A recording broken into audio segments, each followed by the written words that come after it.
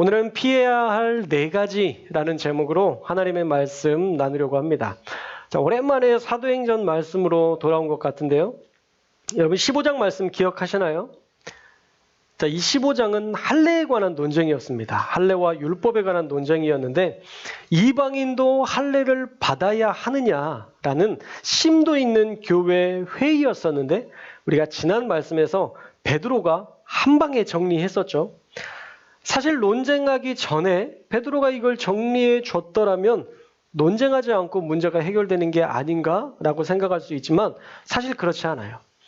자기 생각을 충분히 피력하고 함께 고민하는 시간들을 가져야 사람은 다른 의견에 수긍할 수 있는 힘이 생깁니다. 그래서 그냥 따라와 라는 압력으로는 사실 건강한 공동체가 될 수 없는 것이죠. 그래서 베드로는 충분히 그들이 논의하게 한 후에 그것을 정리했던 것입니다. 정말 지혜로운 선택이었죠. 그리고 조용히 정리가 되었을 때에 12절 말씀, 오늘 말씀에 보면 바나바와 바울이 다시 이방인들에게 행하신 표적과 기사를 전했다라고 이야기하고 있습니다. 그러니까 바나바와 바울은요, 시간만 나면 이방인들이 어떻게 하나님의 역사를 경험했는지를 계속 이야기하고 있습니다. 왜 그럴까요? 이들이 했던 그 선교의 역사들을 자랑하려고 지금 이렇게 이야기할까요? 전혀 아닙니다. 오히려 어떤 게 더 효과적인 전도인가, 이방인들에게 정말 어떤 게 더 효과적인 전도인가에 대해서 피력하기 위해서 지금 사도들과 제자들을 설득하는 과정인 것입니다. 자, 그 모든 과정 끝난 이후에 그때서야 이제 야고보 감독이 조용해졌을 때 입을 열고 이야기합니다. 자, 여기서 나오는 야고보는 예수님의 제자가 아닙니다. 여러분 사도행전 쭉 읽었기 때문에 이제 아시죠? 예수님의 제자 야고보는 이미 12장에서 순교했습니다. 여기에 나오는 야고보는 바로 예수님의 동생 야고보예요. 예수님의 동생 야고보예요. 근데 참 신기하죠? 요한복음에 보면 예수님의 동생들이 예수님에 대해서 어떻게 이야기를 했냐면 그 명절 때에 예루살렘으로 내려가지 않는 예수님을 향해서 당신이 정말 하나님의 아들이라면 세상에 너 자신을 드러내라 라고 이야기를 했습니다. 그러니까 예수님의 동생들이 예수님에 대해서 믿었어요? 안 믿었어요? 안 믿은 거예요. 예수님이 메시아라는 것에 대해서 예수님의 동생도 믿지 못했습니다. 그런데 오늘 말씀에 보니까 그 예수님의 동생 야고보가 어떤 사람이 됐냐면 이 예루살렘 교회의 감독이 됐어요. 목회자가 된 겁니다. 할렐루야. 그러니까 진짜인 거죠. 예수님이 가짜였다면 절대 형제를 메시아로 인정하는 것은 쉽지 않았을 것입니다. 그렇게 동생 중에 한 명이었던 야고보가 이제는 예루살렘 교회의 수장이 되어서 예수님을 전하는 일에 앞장서는 것을 보면요, 하나님의 역사는 우리가 생각하는 것보다 훨씬 더 놀랍게 일하신다라는 것을 우리는 알 수 있습니다. 어떻든 예수님의 동생 야고보가 14절에서 하나님이 처음으로 이방인 중에서 자기 이름을 위할 백성을 취하시려고 그들을 돌보신 것을 시므온이 말했다라고 이야기합니다. 자, 여기에 나오는 시므온, 여러분 조금 이름이 익숙하지 않는데 사실은 여러분들에게 되게 익숙한 사람이에요. 누굴까요? 시므온. 네, 시몬이에요. 시몬입니다. 베드로를 말하는 거예요. 왜 어디에서는 시몬이라고 얘기하고 어디서는 시몬이라고 하는지 헷갈릴 수 있는데 헷갈릴 수밖에 없습니다. 왜냐하면 쓴 사람들이 다 달라요.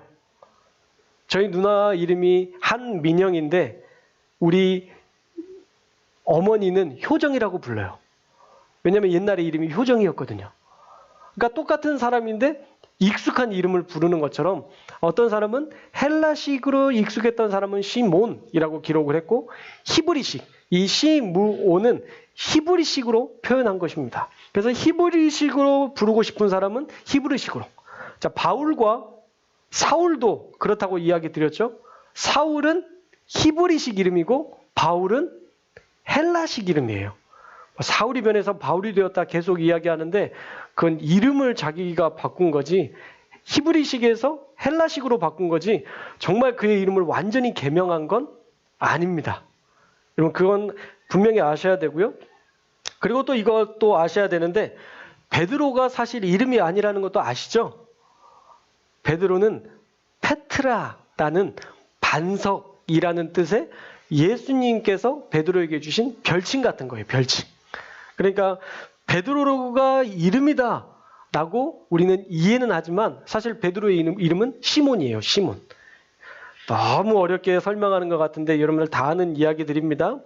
자, 이렇게 베드로를 통해서 이방인들은 부정한 자들이 아니고 내가 부정하지 않다고 말하는 사람들을 너희도 부정하다고 말하지 말아라. 하나님께서 보자기와 같은 그릇 환상을 통해서 경고하신 바가 있었죠.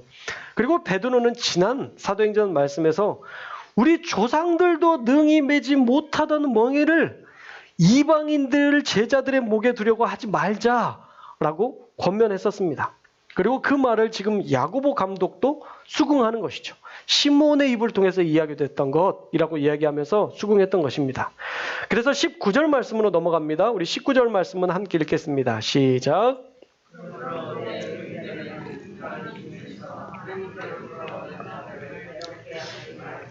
아멘. 자, 야고보도 이방인들 중에 예수님을 믿기로 작정한 자들에게 할례라는 무거운 짐과 율법이라는 무거운 짐을 지우게 하지 말자. 괴롭게 하지 말자라고 표현하고 있어요. 괴롭게 하지 말자. 그것은 믿음을 세우는 게 아니라 오히려 방해하는 일이 될 수 있다라고 판단한 것이죠. 그러나 꼭 피해야 할 것은 피하게 하자라면서 4가지를 제안하고 있습니다. 사실 4가지 제안은 했지만 3가지로 우리가 살펴볼 수 있는데 우리 20절의 말씀은 함께 읽겠습니다. 20절 말씀 시작. 다만 우상의 더러운 것과 음행과 목베어 죽인 것과 피를 멀리하라고 편지하는 것이 옳으니. 21절도 읽겠습니다. 시작. 이는 예로부터 각 성에서 모세를 전하는 자가 있어 안식일마다 회당에서 그 글을 읽음이라 하더라. 아멘. 자, 피해야 할 게 뭐라고 말씀했나요? 첫째로 우상의 더러운 것. 우상의 더러운 것. 따라해 볼까요? 우상의 더러운 것. 우상은요, 말 그대로 하나님 외에 다른 것을 믿고 따르는 것입니다. 오늘의 운세, 여러분 재미로 보시죠? 재미로 보시는 분 엄마 봐요? 재미없습니다. 오늘의 운세 보지 않으시기를 주님의 이름으로 축원합니다. 그 시간에 나에게 주신 하나님의 말씀을 읽으시기를 주님의 이름으로 축원합니다. 요즘은 타로점도 많이 보러 가더라고요. 그리고 TV에서도 타로점을 예능에서 자주 보여줍니다. 그런데 그게 바로 우상인 거예요. 하나님의 말씀보다 더 우선시하는 어떤 것들, 사실은 그게 다 우상입니다. 무당들의 최고 우수 고객이 기독교인이라면서요? 정말 통탄할 일입니다. 무당들의 최고 우수 고객이 VIP가 기독교인들이래요. 얼마나 가슴 아픈 일이에요. 무당 앞에서 미래를 알려달라고 앉아있는 기독교인의 모습을 하나님도 보고 계신다는 것. 여러분들 꼭 기억하시기를 주님의 이름으로 축원합니다. 하나님이 그 모습을 보시면 주시려던 은혜도 걷어가실 것 같아요. 요즘은 뭘 믿어야 할지 잘 몰라 하는 것 같습니다. 제가 여러분들에게 분명히 말씀드릴게요. 하나님만 믿으시기를 주님의 이름으로 축원합니다. 여러분 하나님만 믿으시면 돼요. 다른 건 다 변해요. 그런데 하나님은 변하시지 않습니다. 직장 상사? 내 인생에 좀 도움을 줄 것 같고 나를 좀 이끌어 줄 것 같은 생각이 드시죠? 여러분 만별에서 틀어지는 일들 태반입니다. 이 사람에게만 잘 보이면 될 것 같았는데 그 사람이 나를 배신하고 그 사람이 나를 잘리는 일들 여러분 세상에서 부지기수로 보게 됩니다. 직장 후배? 내가 저 사람만큼은 믿었는데 뒤에서 그 사람들이 욕하는 일들이 태반입니다. 앞에서만 잘하지 뒤에서 욕하는 게 태반이에요. 그래서 사람은 그냥 이해하고 사랑할 대상이지 결코 신뢰해야 할 대상이 아닙니다. 나를 온전히 맡기고 이 사람은 내가 온전히 이렇게 이해할 수 있어. 근데 그 사람들을 통해서 다 사기를 당하더라고요. 돈을 보증을 섰는데 그거 다 넘은 거는 사실 안 믿을 만한 사람들에게는 안 줘요. 근데 믿을만 하니까 준 건데 그걸로 배신당하는 일들을 부지기수잖아요. 그래서 저와 여러분이 결단하셨으면 좋겠어요. 올해는 하나님만 신뢰하는 저와 여러분들 되시기를 주님의 이름으로 축원합니다.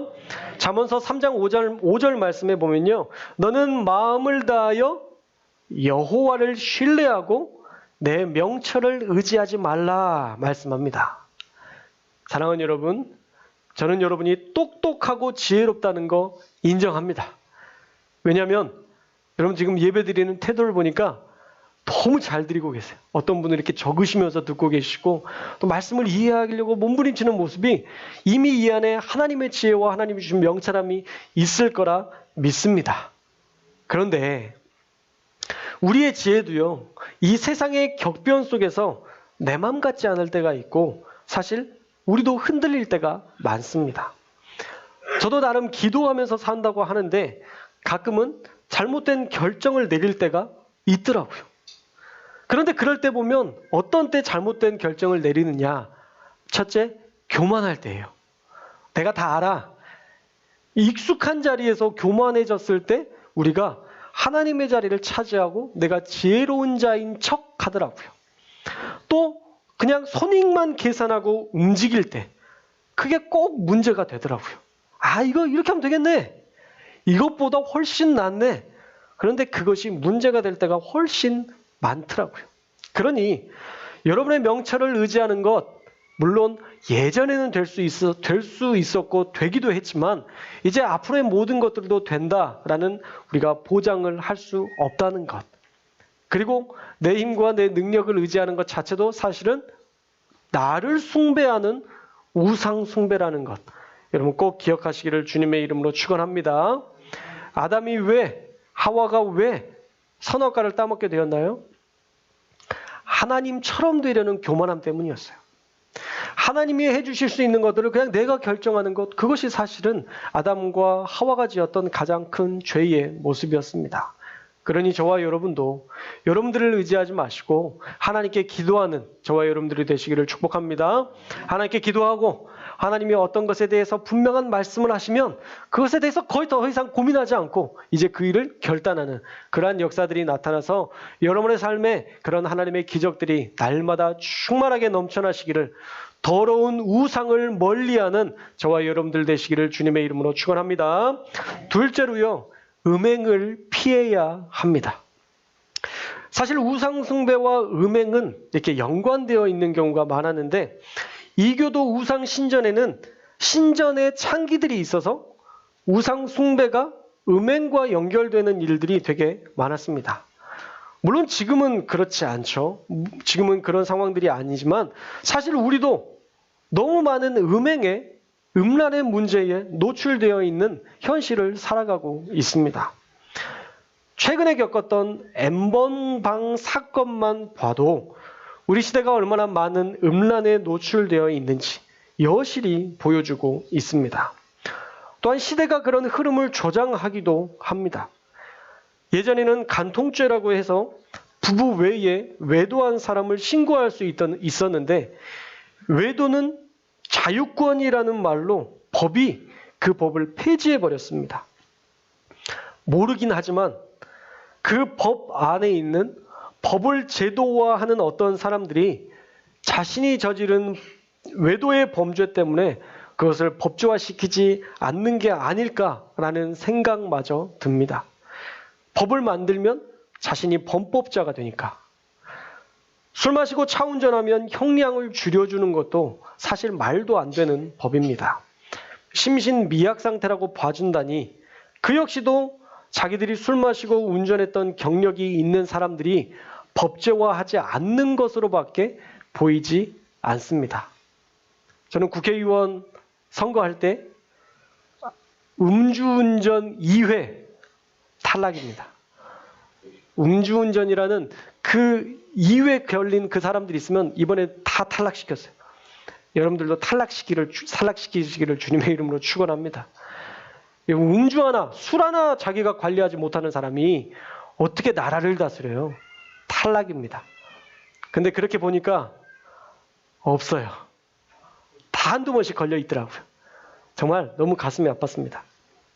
어떻든 그 법제화하지 않는 이유가 어쩌면 자기도 그런 죄에 놓여 있으니까 그렇게 되는 게 아닐까라는 생각까지 해봤는데, 시대가 죄를 죄로 인정하지 않으니까 음행의 문제에 있어서 세상은 더 자유로워졌고 교회도 더 자유로워진 듯해 보입니다.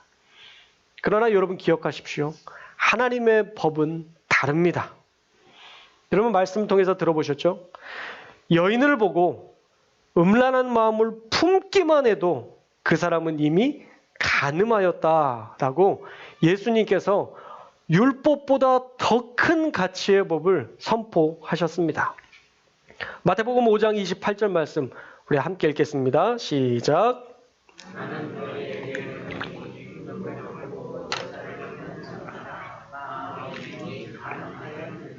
아멘. 우리는요, 세상의 기준보다 훨씬 더 높은 기준으로 세상을 살아야 합니다. 저 사람보다 조금 깨끗하다고 순결한 게 아니라 하나님의 기준에 깨끗하고 순결해야 하나님께서 인정하시는 거룩한 사람이 되는 것이죠. 올해는 저와 여러분 절대 음행과 음란에 빠지지 말고 거룩하고 순결한 하나님의 백성으로 살아가는 저와 여러분들 다 되시기를 주님의 이름으로 축원합니다. 셋째로 목매어 죽인 것과 피를 멀리하라 라고 말씀하시는데 사실은 거의 비슷한 개념입니다. 피째 먹지 말라던 창세기와 레위기 말씀을 인용한 것인데요. 육체의 생명은 그들은 피에 있다고 봤습니다. 그래서 남의 생명을 취하지 말라라는 말씀이기도 한 것이죠. 사실 사람은 우리 안에 가학적인 부분이 좀 있어요. 모두가 다 가지고 있습니다. 가스라이팅이라는 그런 심리 용어를 사람들에게서만 발견되는 사실 특별한 특징입니다. 동물들은 가스라이팅으로 동물들끼리 주눅들게 하거나 어떤 동물의 심리를 이용하지 않습니다. 그런데 사람은 약해 보이면 그 약자를 마음껏 짓누르는 가학적 특성이 있습니다. 참 난 요즘의 대한민국을 보면 가슴 아픈데 이 장애인들의 인권에 대해서 그렇게 묵살하는 모습, 저는 이건 용납하고 싶지 않습니다. 장애인들의 인권에 대해서 진작 해줬더라면 문제가 되지 않을 것을 계속적으로 해주지 않으면서 그들이 데모하게 만들고 데모하는 것을 탄압하는 이런 가학적인 집단들의 행태는 저는 용납하기 어렵습니다. 사랑하는 여러분, 그건 제일 쉬운 거예요. 정치는 그렇게 하는 거 아닙니다.